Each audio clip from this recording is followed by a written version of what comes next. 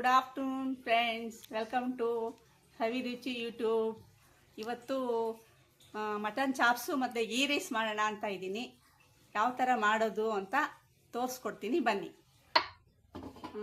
ಇವತ್ತು mutton chops ಮಾಡೋಣ ಅಂತ ಇದ್ದೀನಿ. ಮಟನ್ ಚಾಪ್ಸ್ಗೆ 1.5 kg ಮಟನ್ ತೊಗೊಂಡಿದ್ದೀನಿ. ಇದು ಬಂದು ಅದು ಕೊಬ್ಬಿನ ಅಂಶ. ಆಮೇಲೆ ತೋರಿಸ್ತೀನಿ ಏನು ಮಾಡ್ಬೇಕಂತ ಹೇಳ್ಬಿಟ್ಟು. ಅದಕ್ಕೆ ಎರಡು ಟೊಮೊಟೊ ತೊಗೊಂಡಿದ್ದೀನಿ. ಆಮೇಲೆ ಅರಿಶಿನ ಪುಡಿ 1 ಟೀ ಸ್ಪೂನ್, ಧನೆ ಪುಡಿ 2 ಟೀ ಸ್ಪೂನ್, ಎಣ್ಣೆ ಒಂದು ದೊಡ್ಡ ಸ್ಪೂನ್ ತೊಗೊಂಡಿದ್ದೀನಿ. ಆಮೇಲೆ ರುಚಿಗೆ ತಕ್ಕಷ್ಟು ಉಪ್ಪು, ಶುಂಠಿ, ಮತ್ತು ಇದಕ್ಕೆ ನಾವು ರುಬ್ಕೊಳ್ಳೋದಕ್ಕೆ ಸೋಂಪು 1 ದೊಡ್ಡ ಸ್ಪೂನು, 1 ದೊಡ್ಡ ಸ್ಪೂನ್ ಮೆಣಸು, 1 ಸ್ಟಾರ್ ಹೂವು, 4 ಲವಂಗ, ಏಲಕ್ಕಿ 4, ಒಂದು ಜಾಕಾಯಿ ಪೀಸ್ ಒಂದು ಸ್ವಲ್ಪ ತೊಗೊಂಡಿದ್ದೀನಿ, ಮತ್ತು ಮರಾಠಿ ಮೊಗ್ಗು 1-2, ಮತ್ತು ಕಲ್ಲುವ ಒಂಚೂರು. ಇಷ್ಟನ್ನು ರುಬ್ಬೋದಕ್ಕೆ ತೊಗೊಂಡಿರೋದು. ಆಮೇಲೆ ರುಬ್ಬಕ್ಕೆ 1 ಬಟ್ಲು ಪುದೀನ, 1 ಬಟ್ಲು ಕೊತ್ತಂಬರಿ, 7 ಹಸಿಮೆಣಸಿನ್ಕಾಯಿ ತೊಗೊಂಡಿದ್ದೀನಿ, 3 ಈರುಳ್ಳಿ, 2 ಈರುಳ್ಳಿ ಚಾಪ್ಸ್ಗೆ, 1 ಗೀ ರೈಸ್ಗೆ. ಇದನ್ನೆಲ್ಲ ಹೇಗೆ ರುಬ್ಕೊಳ್ಳೋದಂತ ನಾನು ತೋರಿಸ್ತೀನಿ. ಇದನ್ನೆಲ್ಲ ಮಿಕ್ಸಿಗೆ ಹಾಕ್ಕೊಂಡ್ಬಿಟ್ಟು ಚೆನ್ನಾಗಿ ರುಬ್ಕೊಳ್ಳೋಣ. ಇವಾಗ ಇದರಲ್ಲಿ ಪುದೀನ ಹಾಕೋಣ, ಆಮೇಲೆ ಕೊತ್ತಂಬರಿ ಹಾಕೋಣ, ಆಮೇಲೆ 7 ಮೆಣಸಿನ್ಕಾಯಿ ಹಾಕ್ತಿದ್ದೀನಿ ನಾನು. ಖಾರ ತಿನ್ನೋರು ಸ್ವಲ್ಪ ಖಾರ ಜಾಸ್ತಿ ಹಾಕ್ಕೊಳ್ಳಿ. ನಮ್ಮನೇಲಿ ಖಾರ ಕಮ್ಮಿನೇ, ಅದಕ್ಕೆ ನಾನು ಖಾರ ಕಮ್ಮಿ ಹಾಕ್ತೀನಿ. ಮತ್ತು ಇದು ಮಸಾಲೆ ಎಲ್ಲ ಸೋಂಪು, ಮೆಣಸು, ಚಕ್ಕೆ, ಲವಂಗ, ಏಲಕ್ಕಿ, ಜೀರಿಗೆ, ಸಾಜೀರ ಎಲ್ಲ ಸೇರಿ ಇದರಲ್ಲಿ ಹಾಕ್ಕೊಂಡ್ಬಿಟ್ಟು ಇವಾಗ ರುಬ್ಕೊಂಡು ಬರೋಣ. ಇದನ್ನೆಲ್ಲ ನುಣ್ಣಗೆ ಹಸಿ ಮಸಾಲನೇ ರುಬ್ಕೊಂಡ್ಬಿಡೋದು. ಚೆನ್ನಾಗಿ ಪೇಸ್ಟ್ ಮಾಡ್ಕೊಳ್ಳೋಣ, ನುಣ್ಣಗೆ ಪೇಸ್ಟ್ ಮಾಡ್ಕೊಂಡು ಬರೋಣ. ಚೆನ್ನಾಗಿ ನುಣ್ಣಗೆ ರುಬ್ಕೊಂಡಿದ್ದೀನಿ ಎಲ್ಲ ಮಸಾಲನೂ. ಹೇಗೆ ಮಾಡೋದು ಅಂತ ಇವಾಗ ತೋರಿಸ್ತೀನಿ ನಾನು. ಇದಾದ ತಕ್ಷಣ ಫಸ್ಟ್ ಇವಾಗ ಸ್ಟವ್ ಅಣಿಸ್ಬಿಟ್ಟು ಕುಕ್ಕರ್ ಇಟ್ಕೊಳ್ಳೋಣ. ಮೊದಲಿಗೆ ಸ್ಟವ್ ಅಣಿಸ್ಕೊಂಡು ಕುಕ್ಕರ್ ಇಟ್ಕೊಳ್ಳೋಣ. ಕುಕ್ಕರ್ ಇಟ್ಕೊಂಡು ಅದರಲ್ಲಿ ಎಣ್ಣೆ ಏನು ಹಾಕೋದಿಲ್ಲ. ಮಟನ್ನ 1-2 ಪ್ರೆಷರ್ ಮಾಡ್ಕೊಳ್ತೀನಿ ಫಸ್ಟಿಗೆ.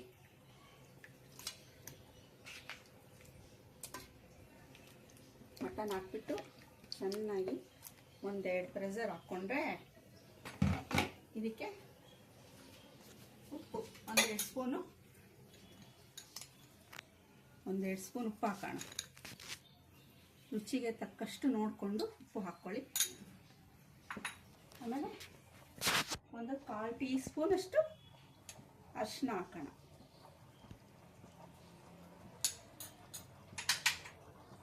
ಎಲ್ಲ ಚೆನ್ನಾಗಿ ಮಿಕ್ಸ್ ಮಾಡಿಬಿಟ್ಟು ಕ್ಲೋಸ್ ಮಾಡಿ ಇಡೋಣ. 1-2 ವಿಷಲ್ ಬರೋವರೆಗೂ ಚೆನ್ನಾಗಿ ಕ್ಲೋಸ್ ಮಾಡಿ. ಕುಕ್ಕರಲ್ಲಿ ಮಟನ್ ಬೇಯ್ತಾ ಇದೆ, 2 ಪ್ರೆಷರ್ ಬಲ್ಲಿ ಅದು. ಅಲ್ಲಿಗೆ ನಾವು ಇದಕ್ಕೆ ಒಗ್ಗರಣೆಗೆ ಈರುಳ್ಳಿ ಕಟ್ ಮಾಡ್ಕೊಳ್ಳೋಣ. ಈರುಳ್ಳಿ ಸ್ವಲ್ಪ ದೊಡ್ಡದಾಗಿ ಕಟ್ ಮಾಡ್ಕೊಳ್ಳೋಣ.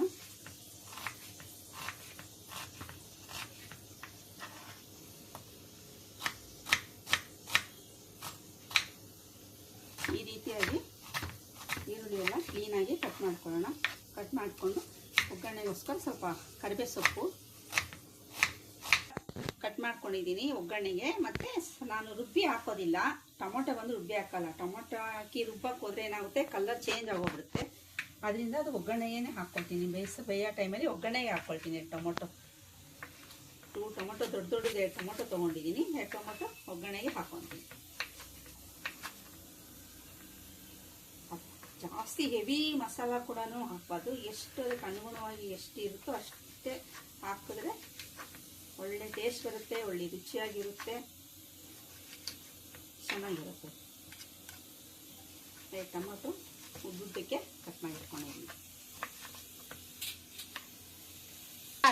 ಇವಾಗ ಮಟನ್ 1-2 ವಿಷಲ್ ಹಾಕ್ಕೊಂಡಿದ್ದೀನಿ.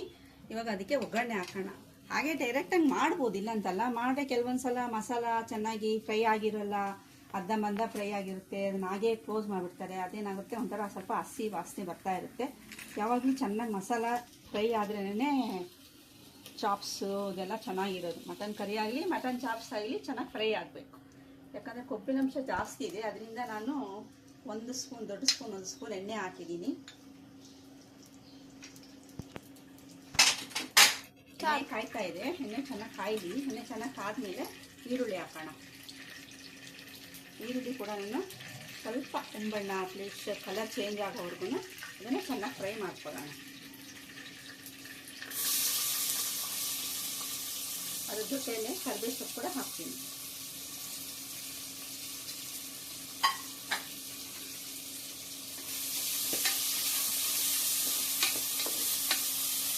ಚೆನ್ನಾಗಿ ಕಲರ್ ಚೇಂಜ್ ಆಗಿ ಹಸಿ ವಾಸನೆ ಎಲ್ಲ ಹೋಗಿ ಆಮೇಲಿಂದ ಅದೇನು ಗ್ರೀನ್ ಮಸಾಲ ನಾವು ರುಬ್ಕೊಂಡಿದ್ದೀವಲ್ಲ ಆ ಗ್ರೀನ್ ಮಸಾಲ ಹಾಕಿಬಿಟ್ಟು ಚೆನ್ನಾಗಿ ಫ್ರೈ ಮಾಡ್ಕೊಳ್ಳೋಣ. ಹಸಿ ವಾಸನೆ ಎಲ್ಲ ಪೂರ್ತಿಯಾಗಿ ಹೋಗೋವರೆಗೂ ಫ್ರೈ ಮಾಡ್ಕೊಳ್ಳೋಣ. ಇವಾಗ ಈ ಥರ ಪೂರ್ತಿಯಾಗಿ ಕಲರ್ ಚೇಂಜ್ ಆಗಿದೆ ಈರುಳ್ಳಿ. ಇದಕ್ಕೆ ಬಂದ್ಬಿಟ್ಟು 1/4 ಟೀ ಸ್ಪೂನು ಅರಿಶಿನ ಹಾಕ್ತೀನಿ. ಆಮೇಲೆ ನಾವು ರುಬ್ಬಿಟ್ಕೊಂಡಿದ್ದೀವಲ್ಲ ಗ್ರೀನ್ ಮಸಾಲನ ಅದು ಇದರಲ್ಲಿ ಹಾಕ್ಬಿಟ್ಟು ಚೆನ್ನಾಗಿ ಫ್ರೈ ಮಾಡೋದು.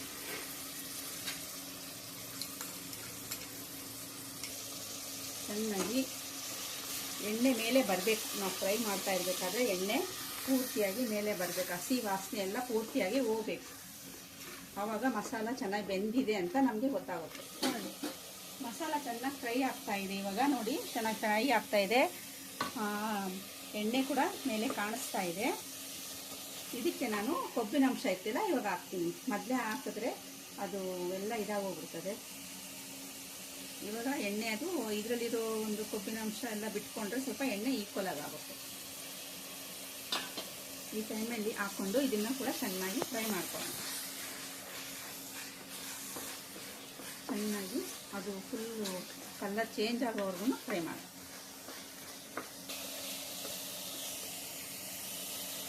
ಇದ್ರ ಜೊತೆಯಲ್ಲಿ 1 ದೊಡ್ಡ ಸ್ಪೂನು ಶುಂಠಿ ಬೆಳ್ಳುಳ್ಳಿ ಪೇಸ್ಟ್ ಕೂಡ ಹಾಕ್ತಾಯಿದ್ದೀನಿ. ಶುಂಠಿ ಬೆಳ್ಳುಳ್ಳಿ ಪೇಸ್ಟು 1 ದೊಡ್ಡ ಸ್ಪೂನ್ ಹಾಕ್ಬಿಟ್ಟು ಚೆನ್ನಾಗಿ ಫ್ರೈ ಮಾಡ್ತೀನಿ. ಇದೇ ಮಸಾಲದಲ್ಲೇ ಅದು ಕೂಡ ಚೆನ್ನಾಗಿ ಫ್ರೈ ಆಗಬೇಕು. ಹಸಿ ವಾಸನೆ ಹೋಗೋವರೆಗೂ ಫ್ರೈ ಮಾಡಬೇಕು. ಒಳ್ಳೆ ಸ್ಮೆಲ್ ಬರಬೇಕು.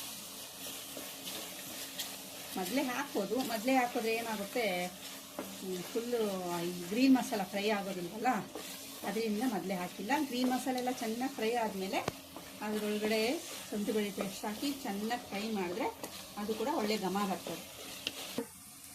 ಒಳ್ಳೆ ಸ್ಮೆಲ್ ಬರ್ತಾ ಇದೆ, ಒಳ್ಳೆ ಅರೋಮ ಇದೆ. ಇದಕ್ಕೆ ಇವಾಗ ಜಾಸ್ತಿ ಬೇಡ, 2 ಟೇಬಲ್ ಸ್ಪೂನಷ್ಟು ಧನಿಯಾ ಪೌಡ್ರ್ ಹಾಕೋಣ. ತುಂಬ ಹಾಕಿದ್ರೆ ಅದೇ ಸ್ಮೆಲ್ ಬಂದ್ಬಿಡುತ್ತೆ. ಧನಿಯಾ ಪೌಡ್ರ್ ಕೂಡ ಹಾಕ್ಕೊಂಡು ಚೆನ್ನಾಗಿ ಅದರಲ್ಲೇ ಫ್ರೈ ಮಾಡೋಣ. ಚೆನ್ನಾಗಿ ಹಸಿ ವಾಸನೆ ಹೋಗಬೇಕು, ಅದು ಕೂಡ ಚೆನ್ನಾಗಿ ಹಸಿ ವಾಸನೆ ಹೋಗಬೇಕು. ಚೆನ್ನಾಗಿ ಫ್ರೈ ಮಾಡಿ ಹಸಿ ವಾಸನೆ ಎಲ್ಲ ಹೋದ್ಮೇಲೆ ನಿಮಗೆ ಬೇಕಾದರೆ ಇದರಲ್ಲಿ ಖಾರ ಕಮ್ಮಿ ಆಗುತ್ತೆ ಅಂದ್ಕೊಳ್ಳೋರು ಅದಕ್ಕೆ ಹಸಿಮೆಣ್ಸಿನ್ಕಾಯಿ ಹಾಕ್ಕೋಬೋದು. ಇಲ್ಲಾಂದರೆ chilli powder, red chilli powder ಹಾಕ್ಕೋಬೋದು. ಹಾಕ್ಕೊಂಡು ಸ್ವಲ್ಪ ಖಾರ ಮುಂದಾಗಿ ಇಟ್ಕೋಬೋದು. ನಾನು ಈ ಧನಿಯಾ ಪುಡಿ ಹಾಕಿ ಫ್ರೈ ಮಾಡಾದ್ಮೇಲೆ ಟೊಮೊಟೊ ಹಾಕ್ತೀನಿ. ಟೊಮೊಟೊ ಹಾಕಿ ಅದು ಕೂಡ ನಾನು ಸ್ವಲ್ಪ ಫ್ರೈ ಮಾಡೋಣ. ಅದರ ವಾಸನೆ ಕೂಡ ಸ್ವಲ್ಪ ಹೋದರೆ ಚೆನ್ನಾಗಿರುತ್ತೆ, ಒಳ್ಳೆ ಟೇಸ್ಟ್ ಬರುತ್ತೆ, ತುಂಬ ರುಚಿಯಾಗಿ ಕೂಡ ಇರುತ್ತೆ. ಇದೇ ಥರ ನೀವು ಕೂಡ ಮನೆಯಲ್ಲಿ ಫ್ರೈ ಮಾಡಿ.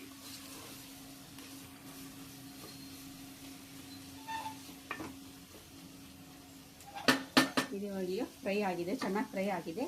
ಇದಕ್ಕೆ ನಾನು ಇವಾಗ ನಾವೇನು ಮಟನ್ನು 1 ಪ್ರೆಸರ್ ಹಾಕಿಟ್ಕೊಂಡಿದ್ವಲ್ಲ ಇದನ್ನು ಅದರಲ್ಲಿ ಹಾಕ್ತೀನಿ.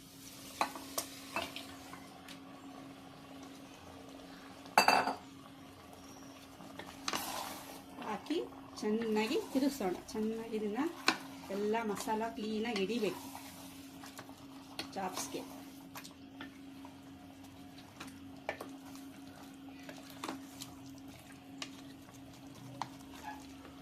ಒಂದು 2 ನಿಮಿಷ ಚೆನ್ನಾಗಿ ಅದನ್ನು ಕುದಿಸೋಣ. ಅದೇ ಮಸಾಲದಲ್ಲಿ ಕುದ್ರೆ ಮಸಾಲೆ ಎಲ್ಲ ಚೆನ್ನಾಗಿ ಹಿಡಿಯುತ್ತೆ. ನಾವು ಬೇಯುವಾಗ ಕೂಡ ಸ್ವಲ್ಪ ಉಪ್ಪು ಹಾಕಿದ್ವಿ. ಇವಾಗ ಇನ್ನೂ ಒಂದು ಸ್ವಲ್ಪ ಉಪ್ಪು ಹಾಕೋಣ. ಇನ್ನೂ ಒಂದು ಸ್ಪೂನು ಉಪ್ಪು ಹಾಕೋಣ. ಕಮ್ಮಿ ಏನಾದರೂ ಆಯ್ತಂದರೆ ಟೇಸ್ಟ್ ನೋಡಿಕೊಂಡು ಆಮೇಲೆ ಹಾಕ್ಕೊಳ್ಳಿ. ಇನ್ನೂ ಒಂದು ಸ್ವಲ್ಪ ಹಾಕ್ಕೊಳ್ಳಿ.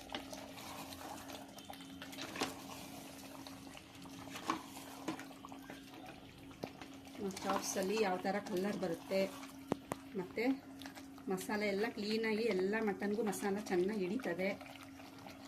ಚೆನ್ನಾಗಿ ಅದರಲ್ಲಿ ಕುದೀಲಿ. ಚೆನ್ನಾಗಿ ಕುದ್ದು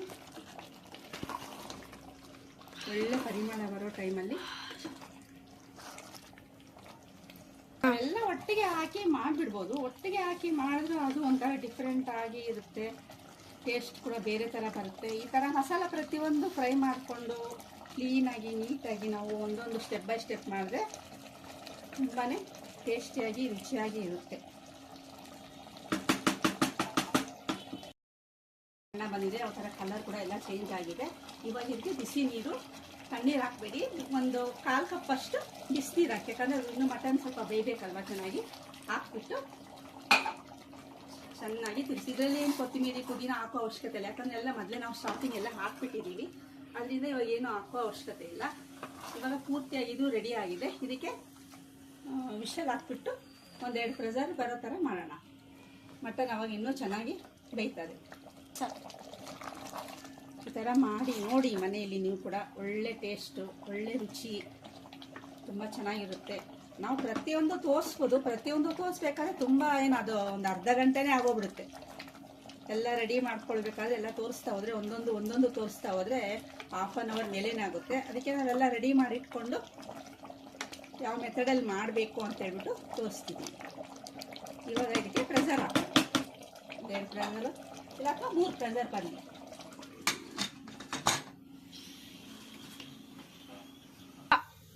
ಗೀ ರೈಸ್ ಮಾಡಬೇಕಂತ ಇದ್ದೀನಿ. ಗೀ ರೈಸ್ಗೆ 1.5 ಗ್ಲಾಸ್ ಅಕ್ಕಿ ತೊಗೊಂಡಿದ್ದೀನಿ.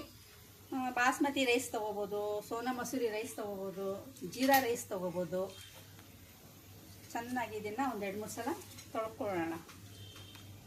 ತೊಳ್ಕೊಂಡು ಬರ್ತೀನಿ ಇದನ್ನ 1 ನಿಮಿಷ ಚೆನ್ನಾಗಿ. ಇವಾಗ ಗೀ ರೈಸ್ ರೆಡಿ ಮಾಡ್ಕೊಳ್ಳೋಣ. ಎಲ್ರಿಗೂ ಗೊತ್ತು ಗೀ ರೈಸ್ ಮಾಡೋದು ಹೇಗೆ ಅಂತ. ಅದೇ ಅದು ಕಾಂಬಿನೇಷನ್ ಗೀ ರೈಸ್ ಚೆನ್ನಾಗಿರುತ್ತೆ ಅಂತ ಗೀ ರೈಸ್ ಮಾಡಿದ್ದೀನಿ. ಅದಕ್ಕೆ 1 ದೊಡ್ಡ ಸ್ಪೂನ್ ಎಣ್ಣೆ ಹಾಕಿದ್ದೀನಿ. 1 ದೊಡ್ಡ ಸ್ಪೂನ್ ಎಣ್ಣೆ ಮತ್ತು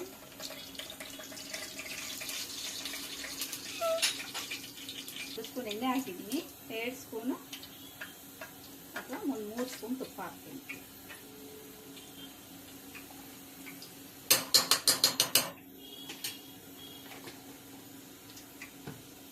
ತುಪ್ಪ ಹಾಕಿ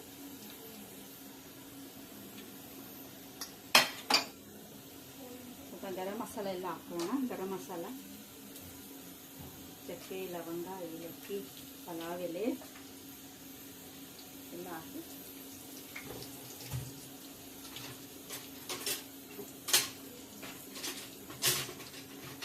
ಹಾಸ್ಕೊಳ್ಳೋಣ. ನಿಧಾನವಾಗಿ ಸ್ಲೋ ಫ್ಲೇಮಲ್ಲಿ ಇಟ್ಕೊಂಡು ಮಸಾಲೆ ಎಲ್ಲ ಸ್ವಲ್ಪ ಫ್ರೈ ಆದಮೇಲೆ ಈರುಳ್ಳಿ ಹಾಕೋಣ. 1 ಗಡ್ಡೆ ಈರುಳ್ಳಿ, ದೊಡ್ಡ ಈರುಳ್ಳಿ, 1.5 ಗ್ಲಾಸ್ ಅಕ್ಕಿ ಅಷ್ಟೆ. 1.5 ಗ್ಲಾಸ್ ಅಕ್ಕಿ ತಗೊಂಡು 1.5 ಗ್ಲಾಸ್ ಹಾಕಿದ್ರೆ 1 ಈರುಳ್ಳಿ ಸಾಕು. ಜಾಸ್ತಿ ಅಕ್ಕಿ ಇದ್ದರೆ ಒಂದು ದೊಡ್ಡದಾಗಿ 2 ಈರುಳ್ಳಿ ಹಾಕೋಬೋದು. ಸ್ವಲ್ಪ ಅಕ್ಕಿ ಇರೋದ್ರಿಂದ ಒಂದೇ 1 ಈರುಳ್ಳಿ ಹಾಕಿದ್ದೀನಿ, ದೊಡ್ಡ ಈರುಳ್ಳಿ ಹಾಕಿದ್ದೀನಿ. ಇದು ಸ್ವಲ್ಪ ಚೂರು ಹಸಿ ವಾಸನೆ ಹೋದರೆ ಸಾಕು. ಹಸಿ ವಾಸನೆಗೆ ಹೋಗಿದೆ, ಸ್ವಲ್ಪ ಕಲರ್ ಚೇಂಜ್ ಆಗಿದೆ. ಕಲರ್ ಚೇಂಜ್ ಆಗಿರೋದ್ರಿಂದ ಇದಕ್ಕೆ 1 ದೊಡ್ಡ ಸ್ಪೂನು ಶುಂಠಿ ಬೆಳ್ಳುಳ್ಳಿ ಪೇಸ್ಟ್ ಹಾಕ್ತೀನಿ. ಶುಂಠಿ ಬೆಳ್ಳುಳ್ಳಿ ಪೇಸ್ಟ್ ಅದು ಕೂಡ ಹಸಿ ವಾಸನೆ ಹೋಗೋವರೆಗೂ ಚೆನ್ನಾಗಿ ಫ್ರೈ ಮಾಡೋಣ.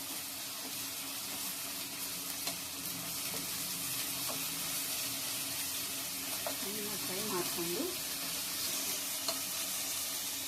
ಚೆನ್ನಾಗಿ ಫ್ರೈ ಆದಮೇಲೆ ಅದಕ್ಕೆ 4 ಹಸಿಮೆಣಸಿನ್ಕಾಯಿ ತೊಗೊಂಡಿದ್ವಲ್ಲ, ಹಸಿಮೆಣಸಿನ್ಕಾಯಿ ಹಾಕೋಣ.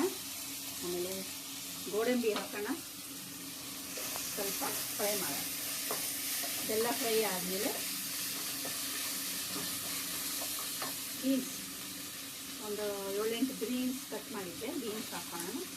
ಆಮೇಲೆ ಸ್ವಲ್ಪ ಚಿಕ್ಕ ಬಟ್ಲಷ್ಟು ಕ್ಯಾರೆಟ್ ಎಲ್ಲ ಹಾಕಿದ್ದೀನಿ. ಎಲ್ಲ ಫ್ರೈ ಆಗ್ತಾ ಇದೆ.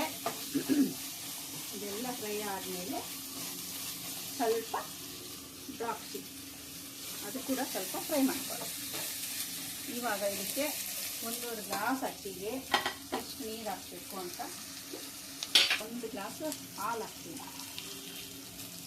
1 ಗ್ಲಾಸು ಹಾಲು.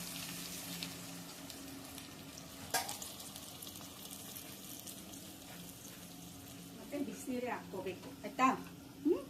ತಣ್ಣೀರು ಹಾಕ್ಬಾರ್ದು, ಬಿಸಿನೀರು ಹಾಕ್ಬೇಕು. 1 ಗ್ಲಾಸ್ ಹಾಲಿಗೆ 2 ಗ್ಲಾಸ್ ನೀರು ಪ್ಲಸ್ ಇನ್ನೊಂದು ಗ್ಲಾಸ್ 3 ಗ್ಲಾಸ್ ನೀರು. 3 ಗ್ಲಾಸ್ ನೀರು ಹಾಕಿ ರುಚಿಗೆ ತಕ್ಕಷ್ಟು ಉಪ್ಪು ಹಾಕೋಣ. ನಾನು ಕಲ್ಲುಪ್ಪು ಹಾಕ್ತಾ ಇದ್ದೀನಿ. ನೀವು ಉಪ್ಪು ಹಾಕ್ಬೇಕಾದ್ರೆ ನೋಡ್ಕೊಂಡು ಹಾಕಿ. ಇದೆಲ್ಲ ಹಾಕಿದ್ದೀನಿ. ಇವಾಗ ಕುದಿ ಬರ್ತದೆ. ಕುದಿ ಬಂದಾದ್ಮೇಲೆ ಅಕ್ಕಿ ಹಾಕೋಣ. ವೈಟಾಗಿ ಬರಲಿ ಅಂಥೇಳಿ ಹಾಲು ಹಾಕ್ತೀವಿ. ಯಾಕಂದರೆ ಬೇರೆ ಮಸಾಲೆ ಎಲ್ಲ ಬಿದ್ದಿರುತ್ತಲ್ವ, ಕಲರ್ ಪೂರ್ತಿ ಚೇಂಜ್ ಆಗೋಗ್ಬಿಡ್ತದೆ. ಬರೀ ನೀರಲ್ಲಿ ಮಾಡಿದ್ರು ಕೂಡ ಕಲರ್ ಚೇಂಜ್ ಆಗಿಬಿಡುತ್ತೆ. ಅದೇ ಹಾಲು ಹಾಕಿ ಮಾಡೋದ್ರಿಂದ ವೈಟಾಗಿ ಬರುತ್ತೆ ಈ ರೈಸ್. ಅಕ್ಕಿ ಹಾಕೋಣ. ಚೆನ್ನಾಗಿ ಕುದೀತಾ ಇದೆಯಲ್ವಾ, ಕುದ್ದಾದ್ಮೇಲೆ ಅಕ್ಕಿ ಹಾಕ್ಬಿಟ್ಟು ಚೆನ್ನಾಗಿ ಬೇಯಕ್ಕೆ ಬಿಡೋಣ.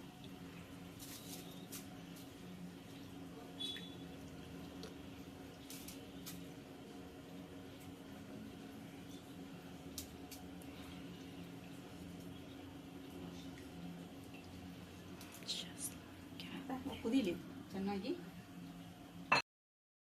Friends, chops, mutton chops ghee rice ವೈಟಾಗಿ ಬರುತ್ತೆ. ನಾ ಹೇಳಿದ್ನಲ್ಲ, ಹಾಲು ಹಾಕಿ ಮಾಡಿದ್ರೆ ಈ ಥರ ವೈಟಾಗಿ ಬರುತ್ತೆ ಈ ರೈಸ್.